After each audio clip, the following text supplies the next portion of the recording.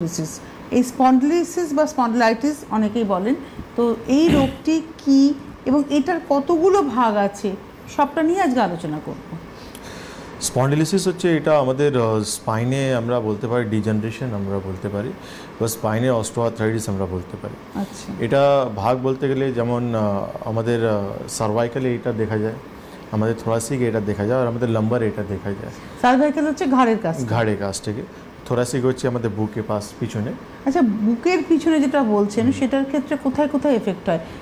আমি যেটা জানবো যে ধরুন সার্ভাইকালে কোথায় এফেক্ট হচ্ছে, লাম্বারে কোথায় এফেক্ট হচ্ছে এবং থোরাসিকে কোথায় এফেক্ট হচ্ছে? সার্ভাইকালে আমরা যেটা দেখি যে স্পেসিফিকলি আমাদের যখন ঘাড়ে আমরা ব্যথা পাই, আর থোরাসিকে আমরা দেখি যে বুকে ঠিক পিছনে আমরা ব্যথা যন্ত্রণা পাই আমরা, আর অনেক সময় আমরা বলি চেস্টে আমাদের সমস্যাগুলো হচ্ছে, আর লাম্বারে আমরা দেখি লো ব্যাকে আমাদের পেইন হচ্ছে।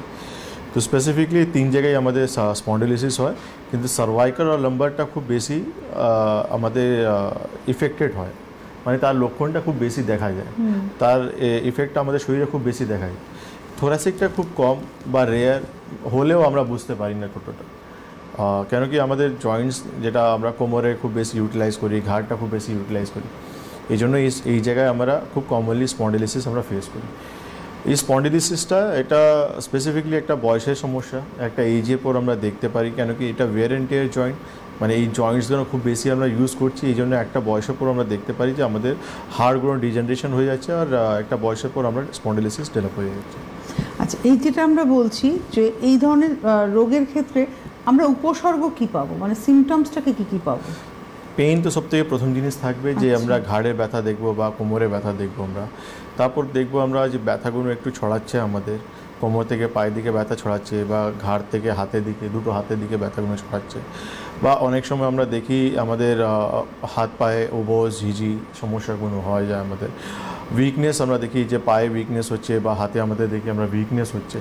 সার্ভাইকালে যখন সমস্যা স্পন্ডিলোলিসিস হয় তখন আমরা দেখি এর সঙ্গে মাথা ঘোরা একটা সমস্যা আমরা দেখতে পারি। আর পায়ে যখন আমরা দেখি স্পন্ডিলোলিসিস, লাম্বার স্পন্ডিলোলিসিস যখন খুব বেশি বাড়াবাড়ি হচ্ছে, তখন আমরা দেখি পায়ে ঠিকঠাক ব্যালেন্স রাখতে পারি না আমরা। তো এই সিমটমস দেখার পর আমরা কিছু এক্সরে রিপোর্ট, এমআরআই রিপোর্ট বা সিটি স্ক্যান করে আমরা কনফার্ম করি যে আলটিমেটলি যে হাড়টা রয়েছে সেখানে কী কী সমস্যাটা হচ্ছে। নট অনলি ডিজেনারেশন, তার সঙ্গে কি আমাদের কোনো হাড় বেড়ে যাচ্ছে, ভার্টিব্রা মাঝখানে হাড় বেড়ে যাচ্ছে, বা হার্নিয়েশন হয়ে যাচ্ছে, বা কোনো ধরনের কম্প্রেশন হচ্ছে আমাদের, বা স্টেনোসিস হচ্ছে আমাদের, এই ফাইন্ডিংগুলো আমরা দেখি। আচ্ছা, এই ফাইন্ডিংগুলো কি নির্দিষ্ট কোনো প্যাথোলজিক্যাল টেস্ট আছে? Exactly, MRI report, MRI report, CT scan, এটা বা x-ray report, digital x-ray report করলেও অনেক কিছু জানা যায়, কিন্তু এমআরআই রিপোর্ট আর এর থেকে বেশি পরিষ্কার পিকচার দেখায় আমাদেরকে যে কী কী ছোটো ছোটো চেঞ্জেস বা সমস্যাগুলো আমাদের স্পাইনে হয়ে গেছে। আচ্ছা, এটা একটা প্রথম প্রশ্ন, সেটা এটা কি ট্রিটেবল নাকি এটা ম্যানেজেবল? ট্রিটেবল, এটা আপনি ট্রিট করে পুরোপুরি আপনি ঠিক করতে পারেন, পুরোপুরি ঠিক করতে পারেন, পুরোপুরি এখান থেকে সমস্যা থেকে আপনি বেরিয়ে আসতে পারেন। কেন স্পন্ডিলোলিসিস এটা খুব কমন একটু সমস্যা হয়ে গেছে। আমরা আমাদের ডে টু ডে প্র্যাকটিসে আমরা প্রচুর ঘাড়ের ব্যথা, কোমর ব্যথা, হাঁটু ব্যথা বা মাল্টিপল জয়েন্ট পেইন প্রচুর পেশেন্ট আমরা পাই।